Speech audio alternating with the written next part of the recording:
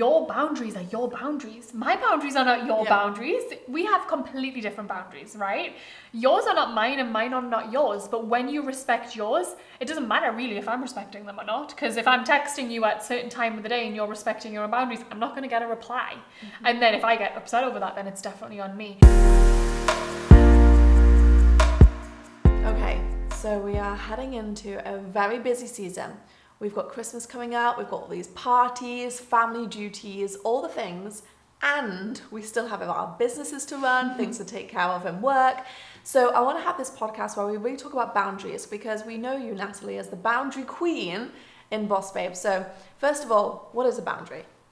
So a boundary is really you knowing what works for you and what doesn't. And there's so many things that get in the way of people executing their boundaries. And that's a big reason that I want to have this conversation, because I feel like a lot of people probably listening are feeling like, I know I could have better boundaries and there's so many things stopping me from doing it. So I feel like it's one of those things that we just get to talk about, because I actually think boundaries are a really good thing and they sometimes have this negative connotation to them. I love that. I think that's really true. I think there's a lot of like, oh, I feel bad executing a boundary, and a lot of guilt around that. So how have you over time given yourself permission to, like, have boundaries always been naturally for you, or is it something that like you've worked on? Yeah, kind of both. I've always known exactly what works for me and what doesn't. So that's the first element. And I think that's sometimes something that people struggle with, is they don't actually know what boundaries are working for them and what isn't. So that's one thing we can come to. And the second thing, it is something I've had to cultivate over time, because let's face it, there are people in your lives, whether it's family members, friends, co-workers, that are going to be offended by your boundaries. And we often think that if someone is offended by our boundary, that we did something wrong, that is our fault. And I think just time and age has taught me that that's fundamentally not true. If someone is triggered by your boundary and you know your side of the street is clean, you know you executed the boundary in a respectful way, then you need to know not to take responsibility for someone else's trigger. And I think that's where a lot of people get caught up, because they see someone getting really upset or offended by a boundary they put out, when you know you had the best of intentions when putting your boundary out there. Maybe you got invited to someone's birthday and it just really didn't work for you, but all of a sudden that person's taken it so personally and thinks that you don't like them. You can't come to my 30th birthday, right? Mm-hmm. I'm not thinking that you don't like me. I know that it's nothing to do with me. It's just circumstance. And I really value relationships where that's okay. I couldn't attend your birthday and I had no, anxiety about telling you, because I didn't feel like that was going to ruin the friendship. I knew that we can have that honest conversation. And listen, if it was something that you're like, you know what, actually this does mean a lot to me this year, then we'd have the conversation about it. But I felt like going in, I felt really okay having the conversation, because I knew it would be received well. But we don't have that luxury in every relationship of our life, especially with perhaps family members. Your boundary is not going to be received well, and you need to do everything you can do so that your side of the street is clean, you executed it well, and their trigger is not your responsibility, and being able to detach from that. And there's like two types of boundaries in many ways, because we're speaking about the, hey, I can't attend something boundary, or I'm not going to. In work, we have like, hey, I'm not coming to that meeting because I have all these other priorities.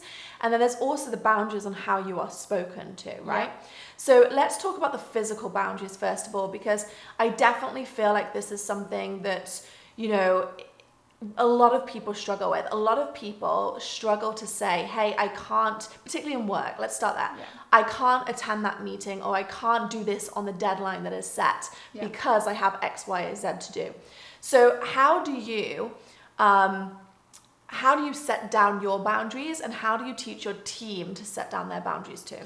Yeah, so I think the first thing what really comes through is, one thing I learned a while ago is taking the word can't out of it, because we often say I can't do it when really what we mean is it's not a priority, or it's not something I'm intending to do.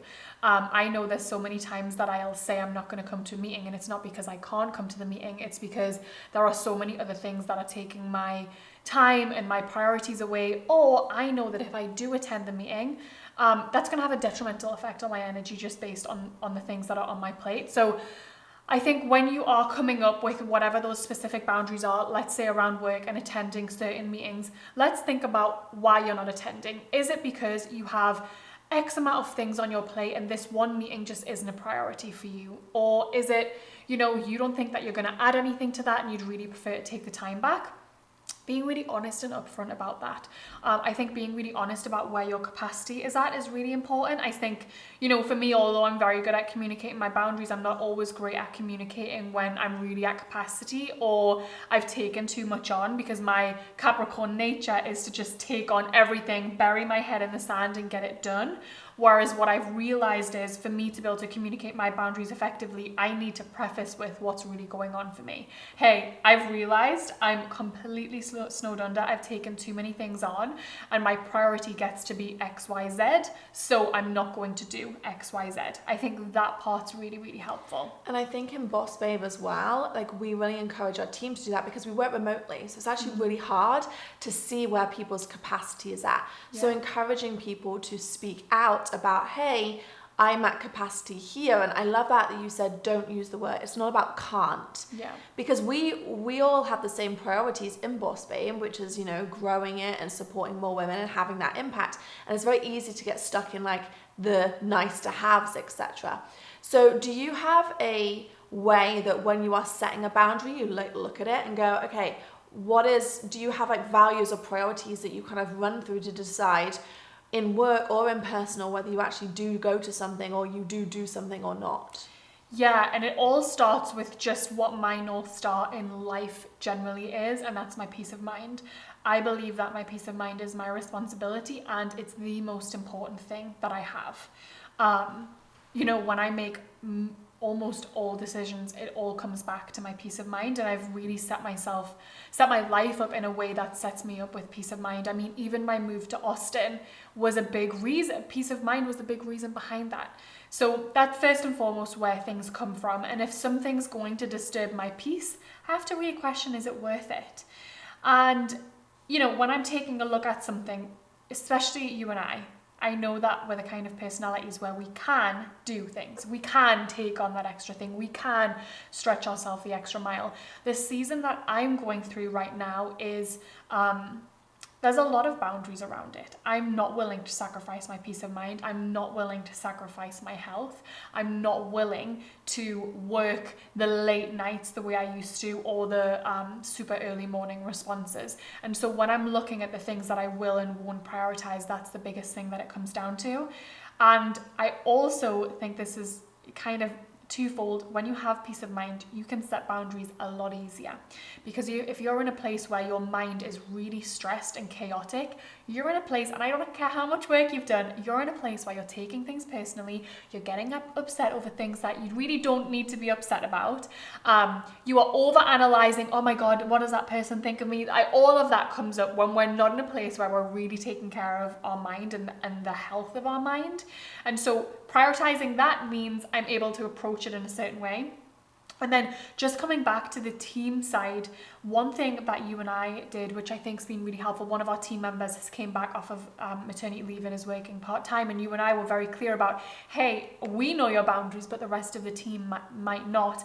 Can you put a status update in Slack, or can you let people know exactly what it is? And that's a really great way to approach boundaries. It's very black and white. Yeah. Here's what I'm going to do. Here's what I'm not going to do. And if you then respect those boundaries, everyone else will.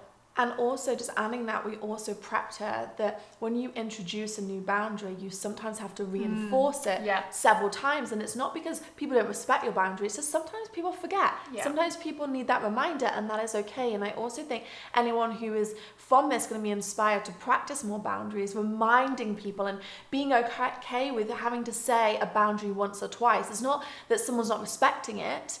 It's just that sometimes people will forget, and they're pushing their agendas, which we all do in life. Yeah. And just be okay that you may have to reinforce it. So, well, let's just quickly talk about that, because let's talk about people not respecting your boundaries, because that can be really offensive to a lot of people. And I don't really think that it should be, because your boundaries are your boundaries. My boundaries are not your boundaries. We have completely different boundaries, right?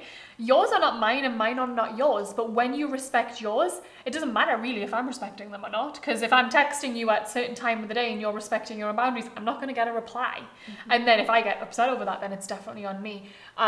But if it slips my mind or whatever, it doesn't mean that I have bad intent, but it might mean that I'm just not even thinking about it, because we think about ourselves often and we like react and we're like, oh, I'm going to text that person that thing. But if I tell you, hey, Danielle, don't text me work stuff after 7 p.m. and you keep texting me work stuff after 7 p.m. and I keep replying, that's on me. That's not on you for me to get upset and be like, you're not respecting my boundaries, because you'll be confused. You're like, well, wait, you're texting me back. Totally. And do you know what I would like? I love an analogy, right? Okay, give us the analogy. Okay, so basically, boundaries that we're speaking about in terms of how you're spoken to, or work boundaries, etc. You can't see them; they're very difficult to see. I would say it's something like, as if you're playing a game of soccer or football, whichever you want to call it, right? You're on a pitch, but if the pitch isn't outlined, then the players are going to run into each other's divisions. They're going to run outside the lines. They're going to be doing things which is technically foul play, but it's not intentional because they don't know, it's not well marked. Yeah. So it's kind of like you have a responsibility. If you want people to respect your boundaries, you have a responsibility to outline what they are, to mark them, and to hold that territory strong. And I think if you put your boundaries upon other people, they will never be achieved. You have to mark out your own playground. You have to mark out your own sidelines for it to be implemented. I could not agree more. I just had a conversation with someone who was complaining to me that a team member had put on their calendar a meeting at 9 p.m. and the conversation was very much like, oh, I can't believe they put that meeting on my calendar at 9 p.m. Like, I don't want to have to go to this. And I was like, I'm so confused. Why are you going? And like, why was that put on your calendar at that time? And it all came back to, they thought they had to find the pitch, like you say, but it was all in their head, and they accepted that meeting when it came through. So it's telling everyone, oh wait, the pitch has been extended. Yeah. So that's literally so accurate.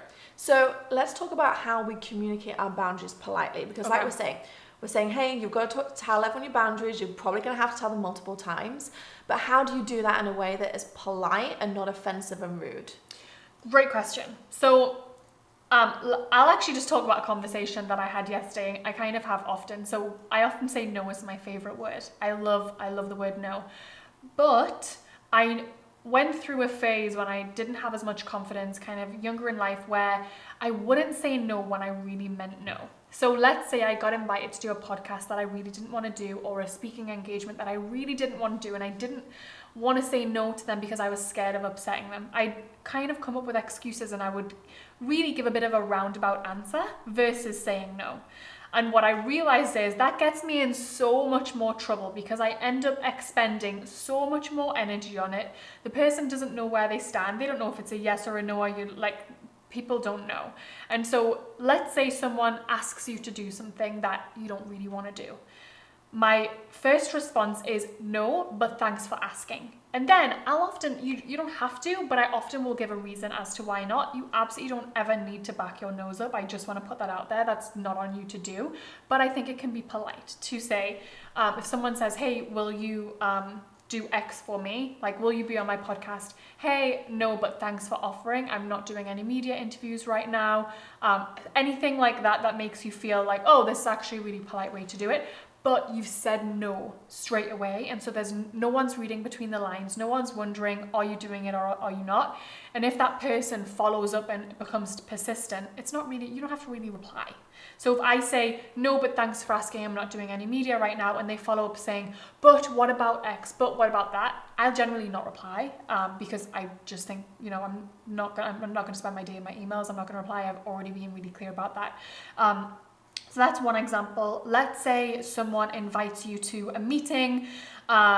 It's like on a time that you don't really want to be working, and it's something that's not a priority to you. Then it's really important to communicate the full reason you're not coming, so that person doesn't expect it of you again. Because if you're not clear on why you're saying no, You know, if you're saying, oh, that time doesn't really work for me, then they'll move it to a different time. Or like if there's multiple reasons you don't attend, you just have to be honest. Hey, I actually have a lot of priorities on my plate. This is not one of them. And I prefer not to do meetings in that time. I won't be attending, but if you think it's important, send me notes after or ask me questions before. Something like that. So you're not saying, hey, I'm totally unavailable to help you, but you're saying, it's not really a priority for me. I don't want to do it at this time, but I'm also here to support you. So if you need certain things answered, come and let me know. But no is not a dirty word. I cannot express that enough. Intention is everything, and the intention behind that no is really, really important. So get comfortable saying it and see if you can practice around friends and see if you can practice with people and have them celebrate your no's. I love that. And we're talking a lot in a work setting, but I know a lot of people will be listening to this and saying, my family pushes their boundaries the most. They're the ones that really, and they try and, you know, emotional manipulation, I can imagine, comes up for a lot of people, you know, when they're saying no to family or, you know, loved ones. So how have you navigated that? Oh, great question. So for the majority of my life, I did not navigate this very well, and I had very terrible boundaries around family members because I knew certain boundaries would upset them. Recently, I put a boundary in place with a family member that felt so uncomfortable to do, and after I did it, felt so incredibly freeing. So what had happened was it was a text exchange, and this family member was speaking to me in a way that I just felt was really inappropriate, in a way of it was rude, it was disrespectful, and normally I would let that slide because I'm not getting upset because I know I've done nothing wrong and it's not on me. So I'm very good at being able to step back and see the situation for what it is. And so normally I do my own work, step back, see that it's not about me. I would respond compassionately and I'd kind of put up with it. Again, the season of life that I'm in, I'm just not prepared to do that right now. And so this family member had said something to me, said a couple of things to me that were really disrespectful. And versus doing my own work and glossing over them, I said, hey, I won't be spoken to like that. And if you're going to speak to me like that, please don't message me. And it was very, very clear. And it actually shocked that person because I'd never been like that with them before. But it was very clearly a line in the sand. And I get that not everyone will want to do that with their family members, but there is a world in which you can say, hey, the way you're speaking to me doesn't feel good. It feels disrespectful, or it feels X, or it's making me feel this kind of way. I'd really prefer it if you could speak to me like this, or I'd prefer we didn't talk about X topic. And I think what's just really important to highlight in that is if you're going to say that, you have to say it from a place of like calmness and power and grounding, because even just like your tone. So it's just like if you were like, don't speak to me like that. Yeah. Don't effing speak to me like that. Yeah, it's very different to, hey, please don't speak to me like that. Yeah. I would love to be spoken in this way. Or like you say, when you're saying this is making me feel, and owning that responsibility that it is your feelings and you have a right to those feelings. You would like to be spoken to in a different tone perhaps too. So I think that's just also really powerful that, you know, whenever you are setting boundaries, and I think maybe that's something we take for granted, and I want to point out, whenever we're setting boundaries, we do it from a grounded place, from a non-triggered place. I think if you come at boundaries because you are rattled and you come with emotion, like I'm saying no to this because X, Y, and Z, like that's you not, keep doing X, Y, Z. It's not how you hold a boundary. It's not helpful. No. So it also always needs to be like calm, considerate, grounded. But also one thing I think is coming through for me in this conversation is a lot of boundary setting, whether it's personal or whether it's in work, also aligns with your inner confidence. And having the confidence that you are enough, that you are you and you get to live your life, not having FOMO that if you don't go to something you're missing out on something, and being content and confident with who you are and what you want to do. And you know, whether it's being in work, say having that confidence to say, look, I know what the priorities are of this company or what our project is right now, and I'm confident in my decision not to come to this meeting because I know that at the end of the day you have these other deadlines that you want done, and therefore I want to respect those other deadlines, so I'm making the decision that's probably not best for me to come to that meeting right now. And I think just really doing it from that place of like security versus oh my goodness, because I actually think going to some stuff sometimes comes from a place of insecurity. Yeah. 100%. So kind of like asking yourself where the decision to go or not to go comes from, and then really like moving through that, I think, in your own mind before you communicate that is really important. I think that's so true. I mean, the amount of boundaries people kill because of FOMO is crazy. Like, they have such a fear of missing out, or they have such a fear of what people think of them or will say about them. But I think when you're really secure in who you are, like you said, knowing that you're enough, knowing what your intention is, and there is an element of being around people that see you for who you are. Because I'm imagining there's a lot of people listening to this who are thinking, you know what, I would love to say that, but I know the people around me will think I'm bitchy, will think I'm XYZ. That's a thing. Let's talk about that, because I think you're right. It's like, what other people think? Are they going to be disappointed? Are they going to think less of you? Are they going to think you're incompetent? Yeah, I mean, let's just go back to the birthday one, because it's a really simple one, right? Little example. Let's say I didn't know. So let's set the scene on this, Okay, right? set the scene for Natalie's birthday is... It's my 30th birthday. It's her 30th birthday. It's on the 24th of December. So we had plans that we were all meeting in a location to celebrate Natalie's birthday. But I got offered the chance to be a judge on Miss America, which I'm very excited to do. But it meant then, because that is in December, I'm delaying my trip back to the UK, and I've not seen my family for 2 years. So I had to say to Natalie, look, I either do Miss America, but then I can't come to your birthday because I have to go home, so I'm not seeing my family for 2 years, or I don't do Miss America and I come to your birthday. And you were very, very sweet, and you were like, I think you should do Miss America. Yeah, because that's the thing. You'd given your word to say you're going to do something, and I really think your word is everything. Mm-hmm. So I'm so against breaking your word. So that was the first thing. It was very easy of like, okay, well, you saying yes something and then changing your mind and saying no is a representative of the company. Mm-hmm. And I just don't think that says the best thing about us. So that's the first thing. But and then it was very much, go see your family. Like, I'm okay. It's going to be totally fine. I'm happy celebrating my birthday. And I'll text you. But let's say I didn't know your true personality, your true intentions. I wasn't able to really see you for who you are. And I was really insecure in who I am. Let's say those two things are at play. The first thing, I might think, oh, so she just is such a bitch. She's like not prioritizing me. She's disorganized. There could be so many stories running through my head, right? Because I don't know who you are. Mm-hmm. But because I know who you are, I know, okay, I know Danielle would love to be at my birthday. I know she would love to celebrate me. I know that. And I know that this is totally not intentional because I know you. And so I can always give the benefit of the doubt with things like that when you feel like you know someone. So that's one thing. The second thing is being secure in yourself. Let's say I did know your true intentions, but I was insecure in myself. Then when you come to me and say that, oh, I'm not a priority, you don't care about me, you don't think my birthday is important, you don't think I'm important, I could go into all of these different stories, which because I'm secure in who I am and I'm secure in our friendship, I know that's not true. I know that you prioritize me. I know that you want to celebrate my birthday. I know all of those things to be true. So to me, it wasn't a situation in which I was going to get triggered. It was very much like, oh, okay, this is your family you're talking about that you haven't seen in 2 years. You see me all the time. I mean, I'm going to have a lot more birthdays. I'm planning on sticking around for a while. Like, it's not such a big deal. So that's great because we have that relationship. But let's say you were going in and saying to someone else you couldn't attend their birthday. If they didn't really fully know the true you, or they weren't fully secure in themselves, that could cause a lot of chaos. Right? And that could cause arguments. It could cause someone falling out with you.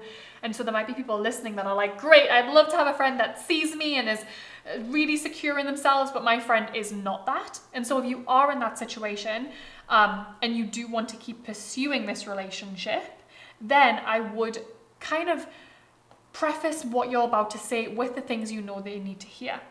I do really care about you and you are a priority to me, and it's also really important to me that I go home and see my family. So you're doing all of the things to keep your side of the street clean, and you're giving that person everything that they need to hear. And if they still take it in the wrong way, then that is on them. but at least you've done your work. You don't need to come to me and tell me I'm your priority, da da da da da, because you know the relationship we have. But with someone else, you may, and it doesn't mean it's a bad thing. It just means, oh, they need to hear that, and because I really care about them, I'm going to say that. And you just said something there which I just want to emphasize. They need to hear that. Sometimes I think when people are starting to implement these boundaries, having that awareness of also sometimes what people need to hear. Like in this instance, I knew what you didn't need to hear. But in some instances, if you are new to implementing boundaries, you might need to do that a little bit of reassurance on that other side, and that is okay. It's okay that you need to do that. So just as I feel like throughout this, we've given lots of like practical action tips for people to start implementing boundaries. But if someone is still really, really anxious, going like, hang on a minute, can I do this? Like, what are some like first things that they could do? What are small practices that they can do in, as they become the next queen of boundaries? I love it. Okay, so there's 2 things that I would recommend that they do. First is sit down with a journal and start to write about the different areas in your life where you wish you had stronger boundaries, and look at different elements. Look at work, look at relationships, look at family, look at social life, look at health, look at all the different buckets of your life and start to assess, where could I have some stronger boundaries? The second step is to start practicing them. So pick one, and pick the easiest one, right? And so one might be, I got invited to this birthday. I really don't want to go. It's with this friend, and I really want to practice saying no. So write out the script of how you're going to say it to them. And do you know what? There's sometimes things that some people need to hear. But on the flip side, sometimes there's some things you need to say to make yourself feel better. That's so true. Yeah, so you might go to that conversation, saying, I really love you and I care about you. And they actually don't need to hear that. But you do. You need to get that out because you are dreading that they might think anything other than that. So know that it's okay either way. Write the script out. Hey, this is how I feel, and I'm really trying to get better at boundaries, and I'm trying to practice this. And so I would really love to do XYZ, or I'd really love not to do XYZ, and just see how that goes, and start going through your list of things that you want to have more boundaries on and start ticking them off one by one. Some of these conversations are going to go so well, and you'll be like, why did I not do this earlier? And some of these conversations are not going to go so well, and you're going to learn a lot from them, and you're going to learn how to sit in that uncomfortability. I love that. Thank you so much for having this discussion, because I think it's really, really powerful, and it's such a skill set in people's growth. I honestly think if you want to be a good leader, if you want to, move up in your career or grow your businesses, it's really, really important. Boundaries are going to be a game changer for you, because one of the key skill sets is being able to get more done with your time. And to do that, you need to understand priorities, and you need to understand how to set and communicate boundaries. So if you love this episode, there are a ton more episodes that we'd love you to listen to just here.